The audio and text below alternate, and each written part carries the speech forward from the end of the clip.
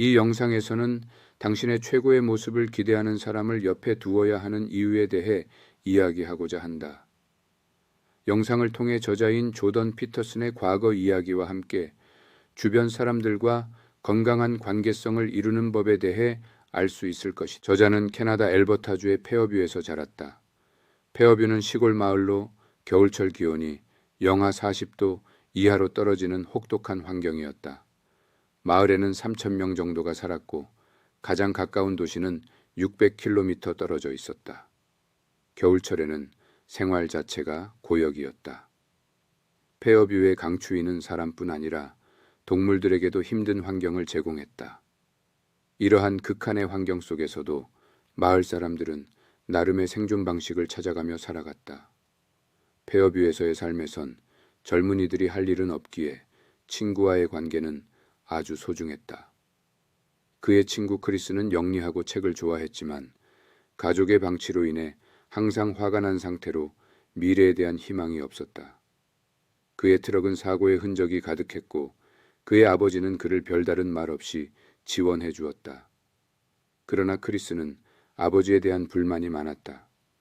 크리스의 사촌 에드는 잘생기고 영리했지만 결국 나쁜 친구들과 어울리며 내리막길을 걸었다.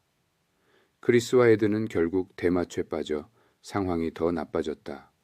고등학생 때 저자는 새로운 두 친구를 만났고 그들과 함께 대학 생활을 시작했다. 대학에서는 비슷한 생각을 가진 사람들과 어울리며 문학과 철학에 관심을 가지게 되었다. 학생회 활동을 통해 여러 가지 경험을 쌓고 다양한 교수님들로부터 배움을 얻었다. 대학 생활은 고향의 굴레에서 벗어나 새로운 가능성을 발견하는 시간이었고 이는 저자에게 큰 변화를 가져다 주었다. 고향을 떠난 후에도 크리스와 에드는 변하지 않았다.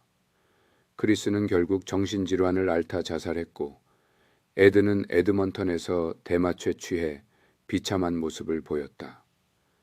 그들은 항상 문제가 있는 사람들과 어울리며 자신의 가치를 낮게 평가했다.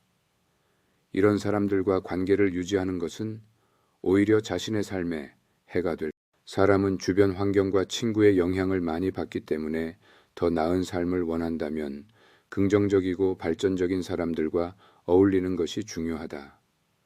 자신을 더 나은 사람으로 만들기 위해서는 최고의 모습을 기대하는 사람들과 함께 해야 한다. 자신의 가치를 낮게 평가하는 사람들은 대체로 삶에 대한 책임을 외면하려는 경향이 있다. 이들은 대개 문제가 많은 사람들과 어울리며 자신이 좋은 삶을 누릴 자격이 없다고 생각하고 인생에 대한 기대를 포기한다. 더 나은 삶을 위해 노력하는 것이 싫기 때문일 수도 있다. 프로이트는 이러한 현상을 반복 강박이라고 불렀다. 이는 과거의 두려운 상황을 반복하려는 무의식적 충동으로 다른 대안이 없기 때문에 두려움을 더 명확히 규정하고 지배하려는 시도라고 할 수 있다. 이처럼 우리는 가까이 있는 도구를 사용해 자신의 세계를 만들어가지만 불완전한 도구는 불완전한 결과를 만든다. 반복적으로 불완전한 도구를 사용하면 결과는 더 엉망이 된다. 과거에서 배우지 못하는 사람들은 실패를 반복하게 된다. 따라서 반복 강박은 운명이나 무능함의 다른 말일 수도 있고 배우기를 거부하는 의도적인 행위일 수도 있다. 인생에 도움이 되지 않는 사람을 친구로 선택하는 이유 중 하나는 그들을 도와주려는 마음에서 비롯된다. 이는 특히 청년층과 중장년층에서 흔히 나타나는 현상이다. 지나치게 상냥하거나 순진하거나 충동적인 성향을 가진 사람들은 나쁜 면이 아닌 좋은 면을 보려는 경향이 있다.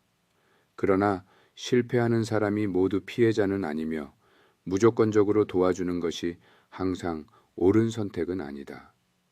도움을 필요로 하는 사람과 그들을 이용하려는 사람을 구분하기는 어렵다. 곤란한 상황에 놓인 사람 본인도 자신의 의도가 순수한지 아니면 타인을 이용하려는지 구분하기 힘들다. 일을 벌이고 실패하고 용서받기를 반복하는 사람들은 대체로 잘해보려다 그렇게 되었다고 말한다. 그러나 이러한 사람들은 종종 자신의 고통을 세상의 부당함에 대한 증거로 내세운다. 누군가를 구하려는 사람들은 순진하거나 허영심과 나르시시즘에 빠져 있는 경우가 많다. 도스토옙스키의 소설 지하로부터의 수기의 주인공은 자신을 신랄하게 분석하지만 실상은 자신의 악행을 합리화하며 다른 사람을 구원하려는 자만심에 빠져 있었다. 결국 이런 지하 생활자의 과도한 자만심과 부주의하고 악의적인 성격은 누군가의 마지막 희망마저 뭉개버렸다. 그리스도도 매춘부나 세금을 징수하는 세리처럼 미천한 이들과 친구가 되지 않았느냐. 우리가 함부로 비난할 수 있는가 라고 반박하는 사람들도 있을 것이다. 하지만 그리스도는 완벽한 인간의 원형이었다. 우리는 평범한 인간에 불과하다. 누군가를 바로잡고 더 높은 곳으로 끌어올리려는 노력이 오히려 그를 실패의 나락으로 떨어뜨리는 결과를 낳을 수 있다는 것이다. 누군가를 도와주려고 노력하고 있다면 그런 행동이 동정심과 선의를 과시하고 주변 사람들 관심을 받으려는 마음에서 비롯된 것은 아닌지 돌아볼 필요가 있다. 아니면 강직한 성품이 단순히 운 좋게 타고난 것이 아님을 확신하고 싶어서 하는 행동일 수도 있다. 또 완전히 망가진 사람 곁에 있으면 도덕적으로 돋보일 수 있기에 하는 행동일 수도 있다. 이는 단지 도와주려는 마음만으로는 충분하지 않음을 보여준다. 문제 많은 사람들과 어울리는 것은 자신의 가치를 낮게 평가하는 것과 관련이 있다. 이러한 관계는 오히려 자신의 삶에 해가 될 수 있다. 성공과 바른 삶은 매우 어렵지만 실패는 매우 쉽다. 나쁜 습관을 기르고 허송세월하는 사람들은 결국 실패하게 마련이다. 도랑에 빠진 사람은 구할 수 있다. 하지만 낭떠러지 밑으로 떨어진 사람은 구하기 어렵다. 낭떠러지가 매우 깊은 경우도 많다. 그런 절벽 아래로 떨어진 사람에게 남아있는 희망은 크지 않다. 또한 스스로 변하려는 의지가 없는 사람을 돕는다는 것은 시간 낭비다. 만약 불행에 빠진 누군가를 도우려면 먼저 기다려야 한다. 그 사람이 진정한 변화를 원할 때까지 말이다. 나 자신을 희생하면서까지 남을 돕는 것이 선한 사람이다. 라는 생각은 착각이다. 이런 식으로 남을 돕는 사람은 남들의 시선을 의식하는 것이다. 그렇다고 도움이 필요한 사람을 외면하고 야심만을 추구하는 게 좋다는 뜻은 결코 아니다. 그런 것과는 차원이 다른 이야기이다. 자신을 더 나은 사람으로 만들기 위해서는 최고의 모습을 기대하는 사람들과 어울려야 한다. 자신에게 최고의 모습을 기대하는 사람들과 관계를 맺고 그들의 기대에 부응하기 위해 노력하는 것이 중요하다. 이런 건강한 인간관계는 당신을 더 나은 사람으로 만들어줄 것이다. 이러한 사람들은 당신의 원대한 목표를 지지하고 냉소적이고 파괴적인 행동을 용납하지 않을 것이다. 이들은 당신이 긍정적으로 변화할 때 힘을 보태주고 나쁜 선택을 할 때 등을 돌릴 것이다. 당신의 목표에 관심이 없는 사람들은 정반대로 행동할 것이다. 그들은 당신이 담배를 끊으려 할 때 담배를 권하고 알코올 의존증에서 벗어나려 할 때 맥주를 권할 것이다.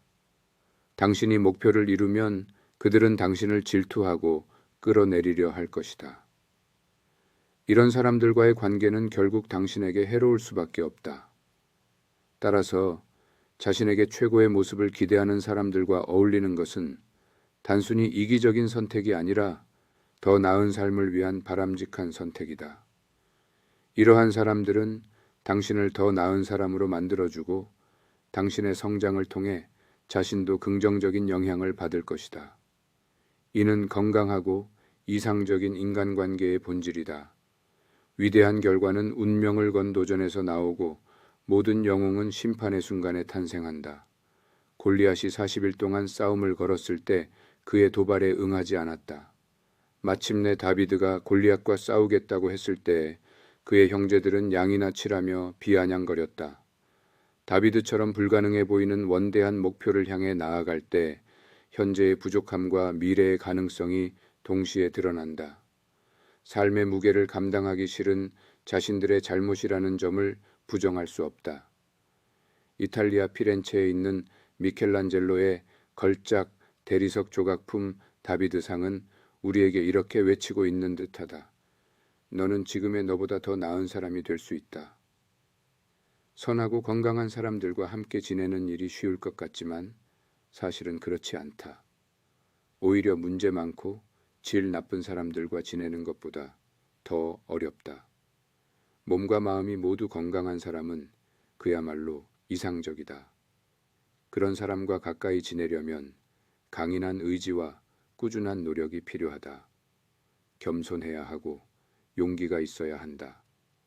모든 걸 스스로 판단해야 하고 조건 없는 동정과 연민도 경계해야 한다. 그럼에도 저자는 우리에게 당신에게 최고의 모습을 기대하는 사람만 만나라 라는 조언을 한다.